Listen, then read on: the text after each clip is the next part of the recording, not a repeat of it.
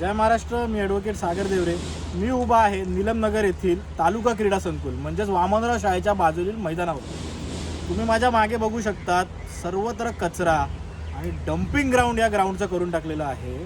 असं वाटतंय मी कुठलं तरी डम्पिंग ग्राउंडवरती उभा आहे.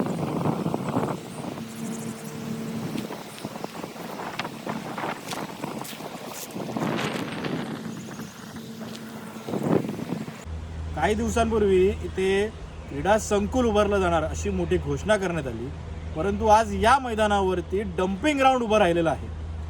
आज इथे जे महानगरपालिकेचे झाडं तोडण्याचे कंत्राटदार आहेत, त्यांनी इकडे सर्वत्र जे झाडं पडलेली होती मुलुंडमध्ये, वादळी वाऱ्यामुळे झाडं पडली किंवा त्यांना मान्सूनपूर्व जी तयारी करावी लागतं झाडं तोडायची, ती जी झाडं तोडलेली आहेत ती इकडे टाकलेली आहेत.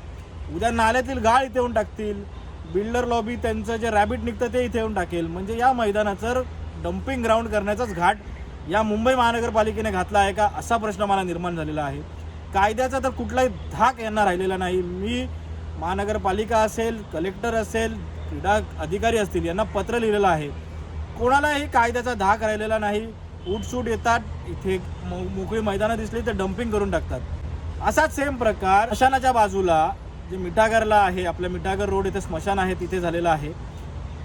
केळकर कॉलेजच्या मागे जे मोकळं मैदान आहे, सॉल्ट डिपार्टमेंटची जी जागा आहे, सरकारी पडीत जागा आहे, त्या जागेवरती सुद्धा अशाच मोठ्या प्रमाणावरती डम्पिंग झालेलं आहे. त्या संदर्भात सुद्धा मी गाड्यांचे नंबर मुंबई महानगरपालिका असेल, कलेक्टर असेल, नगर पोलीस असेल यांना दिलेला आहे.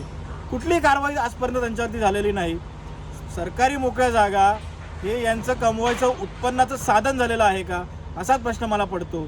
एक जबाबदार नागरिक म्हणून आता आपलंच कर्तव्य आहे की जागे व्हायचं आणि अशा घटना या उघडकीस आणायच्या. कारण आज जर ही मोकळी मैदानं वाचली नाहीत तर उद्याची जी पिढी आहे ती आपल्याला माफ करणार नाही. पर्यावरणाचा ऱ्हास या सगळ्यांनी घातलेला आहे.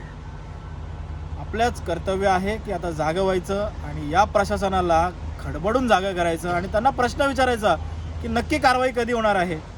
मी महानगरपालिका असेल, कलेक्टर असेल, तालुका क्रीडा संकुल अधिकारी असतील यांना पत्र लिहून या संदर्भात तक्रार केलेली आहे.